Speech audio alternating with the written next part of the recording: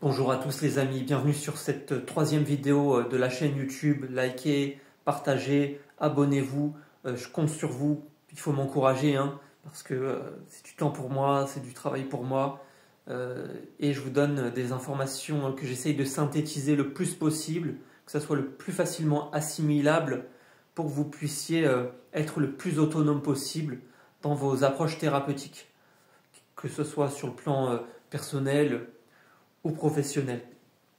Donc il est étrange de noter qu'en France et de par le monde, on n'a pas concrètement de spécialiste des muscles. Il n'y a pas de musclologue. C'est ce que je me suis rendu compte en étudiant l'anatomie particulièrement. Donc ces 3 dernières années, je n'ai pas arrêté du matin au soir à étudier la fonction musculaire parce qu'il y a un vide intersidéral quant au point trigger, quant à la physiopathologie réelle que représente le point trigger. Et on fera une vidéo où on développera largement le point trigger. D'accord? Et ça sera sûrement la 3e ou 4e vidéo théorique. D'accord? Donc je vais vous expliquer la fonction musculaire de manière le plus simple possible et ça va être sûrement très net. C'est-à-dire que Einstein disait que les lois de la physique sont les mêmes dans tous les référentiels. Donc il faut avoir des bases, on est comme sur des mathématiques. Il y a des bases auxquelles on ne peut pas se soustraire. Donc, par où commencer? On va déjà rappeler que les os flottent dans le tissu conjonctif. La structure porteuse n'existe pas. Par exemple, tout le monde connaît Oscar de la classe de SVT. Oscar, je le mets dans la poubelle. Enfin, Oscar, je claque des doigts. S'il n'a plus de structure, ça s'effondre en fait. S'il n'y a plus de muscle, la structure s'effondre. Ce que je veux vous dire, c'est que, comme il le disait très bien, Myers, il disait la structure porteuse n'existe pas. Et qu'on n'est pas des grues de chantier. Si j'avais pas de muscles, je serais comme ça. Et c'est pas le cas. C'est qu'on voit que le système myofascial, c'est le système numéro 1. Et ça, je vous renvoie à Irvin Corr, qui nous disait la machine primaire de la vie, c'est l'appareil locomoteur. Donc lui, c'était en américain, c'était The Machinery Primary of Life is, tu vois, l'appareil locomoteur, quoi. Locomotor system, ok? Donc, il est essentiel de comprendre que si on ne bouge pas, on est mort. D'accord? Et que forcément, tout le but d'un être vivant, en tant que mammifère que nous sommes, c'est de bouger pour survivre. Donc il n'y a pas de mouvement, il n'y a pas de vie. C'est aussi simple que ça. Les ostéopathes répètent ça souvent, mais les ostéopathes ont oublié, à mon sens, tout ce qui est mou, le tissu conjonctif. Ils sont très structurels. Alors que la structure, on s'en fout presque. Ce qui va compter, c'est la fonction. Et donc on parle de fonction musculaire qui regroupe un ensemble de systèmes. Tu vois? Donc on a le système fascia, le système muscle qui sont intriqués et c'est un seul et même système. D'accord? Et je vous ferai une vidéo uniquement sur le fascia. Ok? Mais là c'est vraiment la fonction. Donc on va essayer de ne pas trop s'éparpiller et d'être le plus synthétique possible. D'accord? Donc règle de base. Vous avez votre cerveau et la zone arrière, le cervelet en fait, c'est une zone qui va ajuster la posture antigravitationnelle, qui va faire l'équilibration et qui va faire la coordination du mouvement. D'accord? Mais il faut savoir que le corps a une flexibilité telle que même sans cervelet, le cerveau va avoir une plasticité telle qu'il est capable d'ajuster, de recruter une autre zone du cerveau qui n'est pas destinée à remplir ce rôle, à remplir ce rôle-là. Vous voyez ce que je veux dire? C'est que le cerveau est capable de s'ajuster et de spécialiser, de modifier la spécialisation de certaines aires de son cerveau pour faire ce qu'il ne peut plus faire. Donc il y a une compensation gigantesque possible à travers le cerveau. Donc de la même manière qu'il y a une plasticité cérébrale, on verra ça dans une vidéo que je vous ferai spécifiquement sur le cerveau, il y a une plasticité musculaire. Et celle-là, on n'en parle pas assez, voire presque jamais. C'est qu'on oublie que la plasticité musculaire va influer la plasticité synaptique, et la plasticité synaptique, la flexibilité neuronale, va influer la plasticité musculaire. On a vraiment cette histoire toujours de lien fonctionnel. Cerveau-muscle, cerveau-muscle, cerveau-muscle. D'accord. Donc, tu as même des gens sans cervelet, ils arrivent à marcher, ils arrivent à fonctionner. Et certains marchent même mieux que moi. Pour ceux qui ne savent pas, moi j'ai un petit souci, un gros souci à mes hanches. Il me faut une canne pour que je marche quand je suis à l'extérieur. Ok, et j'ai un souci, je ne peux pas m'asseoir non plus très longtemps parce que j'ai une hanche qui se verrouille et du coup, ça, je le sens dans le dos. Ça fait 6 ans. Et donc, pour vous dire à quel point le corps peut s'adapter. D'accord. Donc, tout le monde retient ça. Cervelet, posture antigravitationnelle, équilibration, coordination du mouvement. Même sans cervelet, on peut quand même réussir à fonctionner. Donc, ça ne sera jamais optimal, ça ne sera jamais comme avant, mais ça sera quand même mieux que certains qui ont cette zone. C'est ça qui est fou. C'est ça qui est fou. C'est que, c'est que vraiment, que la pathologie, c'est très important ce que je vais vous dire encore une fois, que la pathologie soit organique, c'est-à-dire on est né comme ça, ou génétique, ce qu'on veut, on va la traiter comme si elle était fonctionnelle, c'est-à-dire comment elle s'exprime. Donc structure-fonction, c'est un peu flou. Moi, ce que je sais, certain, c'est que changer la fonction permet de changer une structure. Changer une structure permet de changer une fonction, mais dans une moindre flexibilité, parce que c'est pas une fonction, c'est pas physiologique la structure. Si vous voyez ce que je veux dire, c'est que on peut aller au-delà de la fonction, alors que la structure, on est limité par la structure elle-même. Donc tu as des scolioses structurelles, au départ elles sont structurelles, et ça va faire forcément merder la fonction avec le temps, mais tu as surtout des scolioses fonctionnelles qui vont se créer par des déséquilibres musculaires, un verrouillage cervical, un verrouillage du bassin. La colonne vertébrale elle tourne sur elle-même comme un torchon qu'on essore, et la scoliose, tellement elle est longue, tellement elle est bloquée fonctionnellement dans le temps, qu'elle va finir par devenir structurelle. Donc la fonction peut modifier la structure. Mais encore une fois, voyez large. Voyez large. N'oubliez pas qu'un nerf qui ne subit pas une contrainte peut repousser de 1 mm par jour, que les tendons repoussent, que la peau se régénère, que les muscles se régénèrent, qu'il y a une certaine élasticité dans le muscle, une certaine plasticité dans le fascia, c'est-à-dire que le muscle est élastique, mais on ne peut pas vraiment le changer de longueur, sauf au niveau un peu des fibroblastes quand même.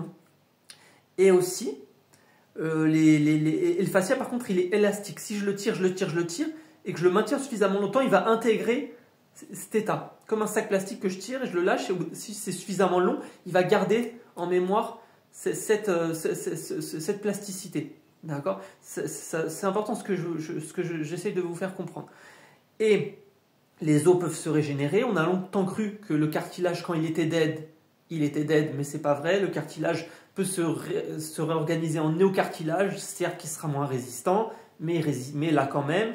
L'os n'est pas mort. L'os, il a une capacité d'auto-ajustement dans une certaine mesure. Il peut ajuster sa densité malléable, plus ou moins malléable, suivant les contraintes environnantes, et c'est toujours pareil. Et pareil, les neurones, on a longtemps cru que les neurones, une fois qu'ils étaient dead, ils étaient dead, comme si on avait un capital neurone. C'est ce qu'on nous disait quand on était petit ou qu'on était jeune. Hein. Et c'est faux, les neurones peuvent se régénérer, et il y a des plantes particulières qui participent à la neurogénèse, et comme toujours, je vous ferai une vidéo dessus, c'est des plantes qui ne sont ou interdites, ou pas encadrées. Et donc, le grand public n'a pas accès à ces moyens thérapeutiques qui sont les seuls viables pour moi. Et j'ai l'intime conviction qu'il n'existe aucun autre moyen apporté, et si ça existe, c'est pour s'en servir, et que on ne devrait pas avoir des copyrights sur des plantes ou des venins thérapeutiques qui pourraient réellement soigner. Bref, on revient aux muscles. Donc faites confiance à la flexibilité du corps. Ça serait la plus grande, le plus grand conseil que je peux vous faire. Donc, règle de base, vous êtes toujours sur un couple de force. C'est-à-dire qu'un muscle, même si c'est un, en réalité c'est deux. Parce que vous êtes sur un couple de force. Agoniste, moteur, antagoniste, frein. Biceps, triceps. De la même manière, psoas, tout le monde se rappelle dans la vidéo sur le psoas, flexion de hanche, fessier, extension de hanche. Moteur, frein. Règle de base. Le muscle est un activateur unidirectionnel qui n'a pas de marche arrière. Ok ? Règle de base. L'antagoniste, il se réserve à tout moment le rôle de freiner en fait le couple de force. C'est-à-dire que l'antagoniste, il n'assure pas que la rétroaction. Il programme le mouvement global du couple de force. Synthétique, l'antagoniste, c'est le cerveau du couple de force. D'accord ? Et l'agoniste, si tu veux, c'est le moteur. Et donc en fait, les muscles antagonistes sont les muscles antigravitaires qui vont combattre la gravité, qui vont donner les informations gravitaires au cervelet. Posture tu vois, vous faites le lien, cervelet, posture antigravitationnelle, muscle antigravité, c'est les antagonistes. Donc vraiment, tout ce qui est chaîne postérieure. Sachant que le rapport, il est défavorable. Les antérieurs, postérieurs, c'est défavorable. Ça veut dire que si je muscle mon dos, 2 semaines, si je muscle mon ventre 2 semaines, et que j'arrête de faire mes exercices, je vais fondre beaucoup plus vite dans les spinaux que dans le ventre. Le ventre, je vais garder l'acquis, cette mémoire cellulaire si on veut, cette plasticité si on veut, plus longtemps. Le rapport, il est défavorable. On a une fibre d'une qualité qui est moins endurante en fait dans le dos. C'est pour ça que vous avez des problèmes de dos en fait. Mais il faut toujours traiter les deux parce qu'on est comme toujours un couple de force. Et il est là le souci parce que vous êtes sur un souci de chaîne musculaire. D'accord. Donc, comme je le disais, le muscle il se contracte avec le calcium. Le muscle il se relâche avec le magnésium. Le magnésium il va purger la synapse. Et du coup il va la nettoyer, il va pouvoir agir avec cet effet de pompe. C'est-à-dire que le calcium, vous avez une pompe à calcium.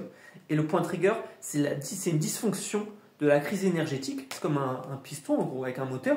Et il y a une crise énergétique dans le muscle, ça merde, et la pompe à calcium ne fonctionne plus. D'accord. Et le neurotransmetteur qui fait le lien entre le muscle et le cerveau, donc entre le système nerveux central et le système nerveux autonome, c'est l'acétylcholine ou ACH.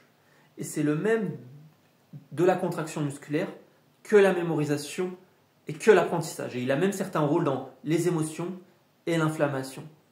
D'accord. Donc vous êtes sur un truc badass. Et la toxine botulique ne marche pas parce qu'elle empêche la libération de l'acétylcholine. Et donc elle empêche cette neuromédiation. Donc ça ne marche pas, ça ne peut pas marcher, c'est technique. Et sur le papier, il continue à le faire. Et on va aller plus loin. D'accord. Donc, quand je prends un chat, 1924 Sherrington. Sherrington, règle de base, encore une fois, c'est l'inventeur du mot synapse. Et Sherrington, il a inventé la loi d'innervation réciproque de Sherrington. Et cette loi, elle est capitale. Elle nous dit que quand l'agoniste se contracte, donc le biceps, l'antagoniste se relâche. Moteur, frein, moteur, frein. Ça, c'est ultra, ultra important. Quand les agonistes se contractent, les antagonistes se relâchent. On ne peut pas avoir les deux en même temps. Donc le muscle, il a 4 états. 2 états intrinsèques qui n'appartiennent qu'à lui. Contracté, relâché. 2 états extrinsèques, étiré, raccourci. Donc passif-actif. Vous comprenez l'idée? D'accord? Mais, et là je mets un mais, seul l'état contracté ou raccourci, c'est pareil, du muscle, coupe le signal du fuseau neuromusculaire. Et qu'est-ce que le fuseau neuromusculaire? Vous avez des neurones dans le muscle, en gros. Les motoneurones, les neurones du mouvement, on simplifie. Et vous avez ces neurones, ils marchent dans une boucle. Donc vous avez le motoneurone alpha et le motoneurone gamma. Et ils marchent ensemble, c'est pareil, on est sur un système binaire. D'accord? Et le motoneurone alpha, il active le muscle. C'est le neurone, si on veut, le neurone moteur de l'activation musculaire. D'accord? Et tout ça, ça se balade, en fait, ce fil constant d'auto-ajustement, ce gain de base, ok? C'est le fuseau neuromusculaire, le FNM. D'accord? Et donc, quand on va comprendre, vous allez comprendre que là, le muscle, il est cool. Je suis relâché, je suis neutre, en gros. Je suis à mon gain de base. Le fuseau, il fuse, il fuse, il fuse. Donc là, je contracte mon muscle, le fuseau descend, descend, descend. Et du coup, mon cerveau le perçoit moins. Et donc, le muscle qui est contracté, il fait de l'inhibition. C'est-à-dire que mon cerveau, je le perçois moins, le muscle, quand le muscle est contracté. Il y a une sorte de petite coupure pour que le muscle puisse bosser. D'accord? Et l'étirement, il fait que le fuseau, il baisse. L'étirement, j'étire mon muscle, le fuseau, il baisse, il baisse, il baisse, il baisse le signal. Mais il ne coupe pas complètement. C'est-à-dire qu'il y a toujours l'énergie qui reste dedans. Donc seul l'état contracté du muscle peut permettre au muscle de se relâcher sur lui-même. Et ça s'appelle l'effet rebond. Ça nous vient du docteur Pollack. Et toute ma théorie, parce que sûrement ceux qui ne le savent pas, j'ai publié 2 articles scientifiques dans une revue scientifique francophone, avec une théorie musculaire sur la douleur, un truc qui n'existe pas, qui n'est pas reconnu, on va vraiment aux limites de ce qu'on peut savoir sur, en tout cas, cette partie musculaire. Et je développe tout ça dedans. Pour ceux qui veulent, c'est en lien de description. Donc, je prends un chat. Le chat, je lui éclate son cerveau. Le chat, il est mort dans le film. D'accord? Je le mets en mort cérébrale. Et le chat, je le mets sur une table. Je le force à plier son genou. Et le genou du chat, il résiste. Donc, il fait une résistance à la flexion. Mais passé un stade, quand c'est trop long, le genou du chat, il se plie comme une lame de canif et il n'y a pas de retour. Et ça s'appelle le réflexe d'inhibition autogénique ou réflexe myotatique inversé. C'est le contraire du réflexe de contraction simple. Hop, hop, hop. Réflexe myotatique, c'est-à-dire que comprenez bien ça, la contraction du muscle est une contraction du muscle en réponse à son propre étirement. D'accord. Et donc, ce réflexe de protection, il n'y a pas de retour. Hein. Le genou du chat, il est baisé, il n'y a pas de retour. Ce réflexe, il trouve sa source dans le tendon. Et le tendon, c'est l'organe neurotendineux. Et le tendon, c'est le cerveau du muscle. C'est ça que je vais vous faire comprendre. Le tendon, les rhumatos, ils en ont rien à foutre. Les neurologues, ils en ont rien à foutre. Et les kinés et les ostéos sous-estiment son rôle, le rôle du tendon, que le tendon, il donne à notre cerveau l'état de contractilité du muscle en temps réel. Le tendon, c'est le tensiomètre. Et quand le tendon est tendu, le motoneurone alpha ne passe plus. Et donc, on perd de l'activation musculaire. Donc, le tendon, il a une gaine. Il rentre, il sort. Il rentre, il sort. Pour que le muscle se contracte, le tendon, il sort de sa gaine. Et donc, du coup, je perds le lien fonctionnel. Parce qu'il n'arrive plus à revenir. Et c'est ça la douleur. En tout cas, c'est ça, c'est ça le réflexe d'inhibition autogénique. Et pour que vous compreniez la logique, on se rappelle la loi d'innervation réciproque de Sherrington. Le muscle qui se contracte, c'est trop long. Et pour que lui se contracte, lui doit se relâcher. Vous êtes d'accord avec moi? Et quand lui, il se relâche, comme c'est trop long, il est relâché trop longtemps, l'antagoniste, et qui programme tout ce qui se passe devant, il fait un réflexe d'étirement hyper excitable. Et c'est une histoire de temps et d'intensité. Et d'où nous vient cette histoire de temps et d'intensité? Elle nous vient de la loi du tout ou rien. Et la loi du tout ou rien, c'est une règle de neurophysiologie, encore une fois. C'est-à-dire que l'élément de base de l'influx nerveux, c'est le potentiel d'action. Donc imaginez que vous avez une figure avec un graphique comme ça. Une barre temps, imaginons-la, et une barre intensité en bas. Imaginons, on s'en fout. Et au milieu, vous avez le potentiel d'action qui se balade. Ok? Et si je stimule assez, le potentiel d'action, il monte. Et vous avez un seuil d'excitabilité. Il monte. Et donc, si je mets le seuil, si je fais la bonne intensité dans le bon temps, je trouve le bon ratio, vous voyez ce que je veux dire? Ce seuil de déclenchement, le potentiel d'action, il se libère. Et il libère un réflexe. Et donc, hop, j'ai mon réflexe, ça fonctionne pas, contraction, pas contraction. Okay. Et le souci, c'est ça. C'est que le point trigger, c'est que le potentiel d'action ne se libère pas. Il reste dans cette boucle. Il n'arrive pas à sortir. Vous comprenez? C'est que le point trigger, quand il y a une douleur, un trauma, et donc une inhibition motrice, une perte de lien fonctionnel au niveau muscle-cerveau, donc un souci de neuromotricité, c'est ça la douleur, c'est un souci de neuromotricité et de contrôle moteur, ni plus ni moins, et bien le potentiel d'action, comme le seuil de sensibilité il est descendu, il n'arrive pas à se libérer, parce qu'il n'a pas les bonnes sensations, il n'a pas les bonnes stimulations pour se rappeler qu'il existe. D'accord? Donc ça c'est essentiel à comprendre ça. Donc si on veut comprendre le muscle, il faut comprendre ce souci de gravité, il faut comprendre ce souci surtout de fuseau neuromusculaire. Il faut comprendre que quand on masque, quand on étire, on agit sur les fuseaux neuromusculaires. Il faut comprendre que le sens du toucher, il est lié aux émotions.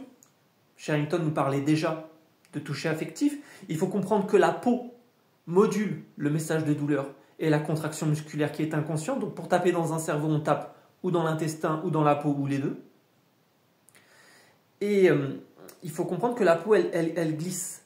Et la peau, elle a une motilité. Donc si le muscle arrive à bosser, à fonctionner, c'est à cause de la peau. Donc le grand oublié, la grande oubliée des ouvrages scientifiques et des médicaux, c'est pas le fascia, c'est la putain de peau. Vous avez plusieurs étages, je ferai une vidéo que sur la peau.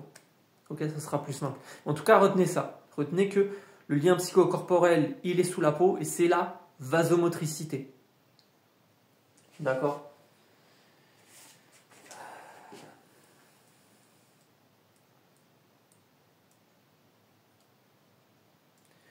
Donc, ok. Donc vous avez trois types de fibres. Vous avez trois types de contractions. Donc, vous avez la contraction excentrique. Donc là, je vais travailler mon contrôle moteur avec mon cerveau. C'est-à-dire que le fait de retenir mon bras comme ça, c'est de l'inhibition motrice, donc c'est bien. Mais quand il y a trop d'inhibition motrice, c'est pas bon. C'est-à-dire que je perds le contrôle. Le contrôle, il y en a trop, le contrôle, je ne l'ai pas. Et il suffit que le muscle il soit KO, qu'il y ait 10 ou 20%, même pas d'inhibition motrice dedans, pour avoir une perte de force de 80%, d'activation musculaire de 80%. Donc dès qu'il y a une chirurgie, un choc, un trauma, une contraction prolongée, une contraction isométrique sous-maximale prolongée, c'est-à-dire une contraction sans mouvement sous-tenue trop longue, voilà, et ben il y a cette perte de feedback neurologique qui fabrique une inhibition motrice. C'est-à-dire que le muscle, je le contracte. Pour que je le contracte, vous êtes d'accord que j'amène une activité musculaire. Mais quand c'est trop long, ça fait une suractivité musculaire. Et comme ça fait une suractivité musculaire, il y a une diminution du débit sanguin. Parce que c'est trop long. Vous voyez le potentiel d'action, temps, intensité, réflexe. Ça chemine. Et ben, il y a une diminution du débit sanguin. Et comme vous avez affaire à cette diminution du débit sanguin, vous avez une accumulation de métabolites acides. Et ça va faire une perte de feedback neurologique, acétylcholine, muscle-cerveau, vous perdez le contrôle, qu'est-ce qui fait partie de moi ? Et là, vous avez mal. Parce que vous avez un lien de la peau à l'insula. D'accord ? En fait, là, je ferai une vidéo cerveau, une vidéo que pour le cerveau, une vidéo que pour la peau, et vous allez comprendre vite. Donc, vous avez les muscles superficiels et les muscles profonds. C'est-à-dire que les muscles en profondeur, ceux qui vont me stabiliser. Et je vais les recruter, ceux-là, quand je vais chercher l'équilibre. Donc, ils sont en profondeur. Ils font de la statique. Bon, t'as vu, je fais bien le statique. Hein, t'as vu ça ? Et vous avez les muscles superficiels, qui, comme leur nom l'indique, sont en superficie. Donc, moi, j'ai un peu regardé les anglais, les français, tu vois, des fois, en francophone, je mélange un peu les mots parce que c'est les termes qui changent, mais on parle de la même chose. Stabilisateurs globaux, stabilisateurs locaux. Je sais que les Américains, ils sont plus dans le mobilisateur, stabilisateur. Mais vous comprenez le principe. Muscle superficiel, contrôle moteur fin. Par exemple, je prends une télécommande. Muscle profond, je cherche l'équilibre. Une jambe, tac, tac, tac, je force mon cerveau à chercher les muscles profonds avec de l'instabilité. Et quand il y a une douleur chronique, stratégie d'évitement de la douleur, changement de plasticité musculaire, changement de plasticité synaptique, je recrute plus les bons muscles et je fais une dominance des synergistes. C'est-à-dire que je recrute des chaînes musculaires inappropriées pour faire ce mouvement. Parce que le muscle initial n'est plus perçu correctement par le cortex. D'accord ? Donc, tout le monde se rappelle, donc là je fais du contrôle moteur. Si je fais concentrique, vous bossez en concentrique des contractions musculaires si vous cherchez la force. Et si vous cherchez la contraction de base, donc regardez ma vidéo sur le psoas où je vous détaille le contracté-relâché. Donc le contracté-relâché, c'est je contracte sans mouvement. Et ça, c'est la contraction antalgique, celle qui permet de faire d'inhibition, de faire moins mal, de soulager un peu la douleur. C'est le but, en tout cas. Et en plus, elle demande peu de chemin, peu de planification dans le cerveau pour fonctionner. Donc en neuromotricité, c'est plus simple de contracter sans mouvement que de faire un mouvement construit, un mouvement dynamique, rapidement. Donc vous allez vers la vitesse progressivement. Au début, vous êtes cool. Vous voyez, vous complexifiez le mouvement pour faire des ponts, pour rendre le cerveau plus agile et adroit. Au départ, vous bougez sans mouvement. Donc, concentrique, force, excentrique, contrôle moteur, je contracte sans mouvement, peu importe hein, l'amplitude. Résistance, flexion, résistance, flexion, hop, hop, hop. Ok, vous allez forcer le muscle à se relâcher sur lui-même pour essayer de le décharger son trop plein d'énergie. C'est simple à comprendre. Contracter, relâcher, étirer, raccourci, il ne peut pas être les deux en même temps. Et ben, quand il y a une douleur chronique, quand il y a un point trigger, c'est les deux en même temps. Il est ni totalement relâché, sinon il ferait pas mal. Il est ni totalement contracté, sinon il ferait pas mal. Il pourrait se relâcher sur lui-même par sa propre contraction et avec cet effet rebond de l'agoniste. Vous comprenez? Le potentiel est piégé. Donc le muscle, il est entre les deux. Il est amnésique. Il a oublié, il est là, mais il n'est pas là. Il ne sait plus. Le cerveau ne sait plus ce qui fait partie de lui. Il y a une confusion corticale, il y a une dissociation muscle-cerveau. On est sur un souci de neuromotricité. Et c'est ça la douleur chronique, c'est un problème de neuromotricité. Donc, la bonne nouvelle, c'est que aucun schéma moteur n'est figé dans le temps. Et ça, les kinés, les ostéos, j'ai pas l'impression des fois que... Je me demande des fois quand même comment ça se passe dans leur tête. Je me pose la question sérieusement. Comment ça se passe dans leur tête? C'est qu'on sait qu'il y a une plasticité musculaire. Vous avez plusieurs types de fibres musculaires. Vous avez les fibres de type 1, qui sont les fibres rouges, parce elles marchent au sang, et donc elles marchent à l'oxygène, plus précisément. Et c'est elles qui sont surreprésentées, en gros, pour chercher l'équilibre, dans les muscles profonds. C'est pour ça qu'on dit, plus vous massez profondément, meilleur sera le retour veineux. Et vous avez les fibres de type 2, qui sont les fibres blanches. Blanches parce qu'il y a peu de sang dedans, elles sont peu vascularisées, et là elles vont marcher au sucre. Donc on est dans l'explosivité. On n'est pas dans l'endurance. Donc les fibres de type 1, moi je les ai appris plus en américain, je suis désolé les mecs, je préfère les américains, pardon. Pour mes mots techniques c'est plus simple, et je les trouve, ça me parle plus les américains. C'est plus simple à retenir. Leur langue elle-même est plus simple, hein, on va pas se mentir. Donc les fibres de type 1, c'est des fibres lentes, donc les fibres slow. Donc elles sont pas très fatigables, elles sont endurantes, mais elles sont pas très puissantes. Les fibres de type 2, vous avez les fast et résistance, c'est ça, qui sont un peu plus puissantes, mais donc un peu plus fatigables. Et vous avez un autre type de fibres 2 qui sont fast and fatigables, qui sont en gros rapides et fatigables. Donc elles sont très puissantes, mais elles se fatiguent très vite. Donc plus vous avez de force, plus vous risquez de fatiguer, moins vous avez d'endurance. Donc, mais ce qu'il faut bien comprendre, c'est que vous avez un turnover entre ces fibres. Elles se baladent, tac, tac, tac, ça se contracte là, elles changent l'une de l'autre, elles se relaient les unes des autres, tac, tac, tac. Donc quand un type de fibre musculaire merde, c'est tout le turnover qui merde. Parce que le cerveau il bug. Et donc vous perdez cette plasticité musculaire. Donc on peut plus ou moins cibler la fibre qu'on cherche à recruter. Donc moi je pars du principe, en tout cas quand j'ai quelqu'un en rééducation, quand je cherche à donner des exercices à quelqu'un, à le réadapter à l'effort, ce que je fais, c'est de toute façon je fais de manière progressive. Peu importe je me dis je fais tout le turnover, comme ça je suis sûr.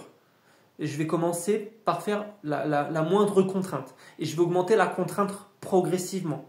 Mais dans tous les cas, je ne vais rien laisser au hasard. C'est-à-dire que moi, ce que je fais, c'est que d'abord, je ne mets pas de poids, je ne mets pas de charge. Je redonne juste la sensation du mouvement.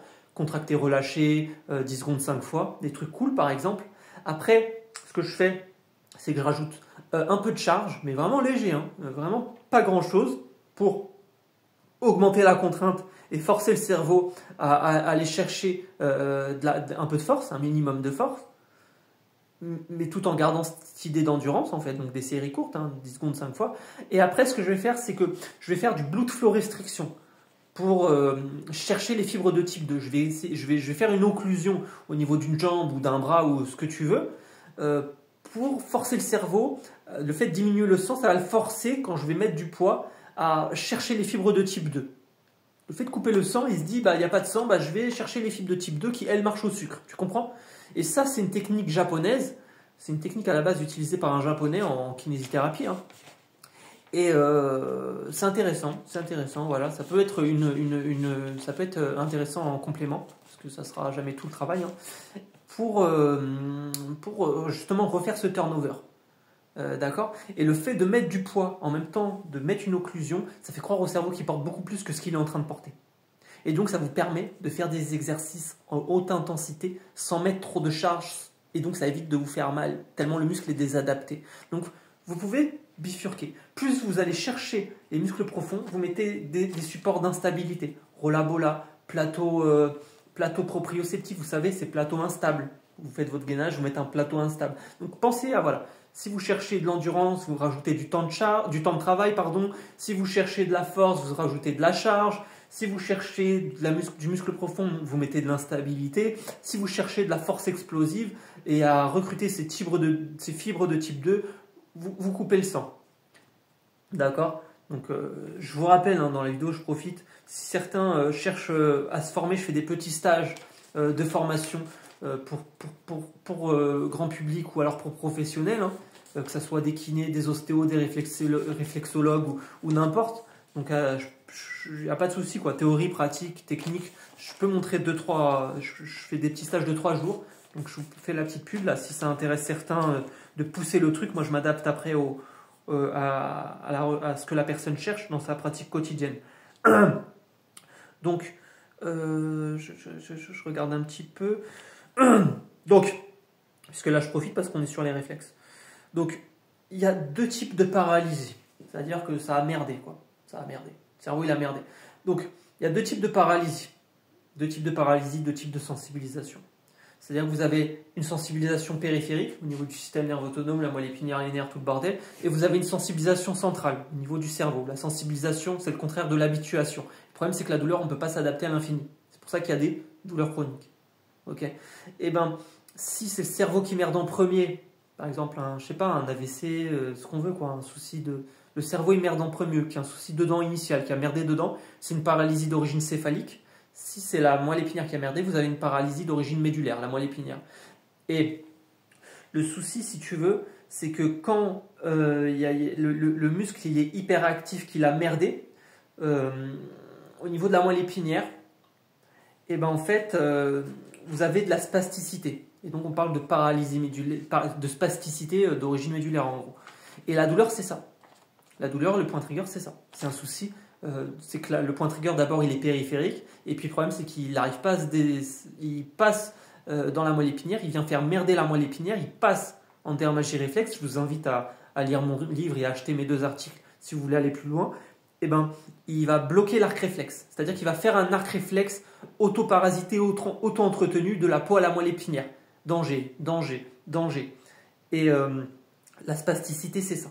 C'est une exagération des réflexes tendineux et proprioceptifs. Donc vous allez bosser un muscle qui est déjà, il y a trop d'énergie dedans, il n'arrive pas à se libérer.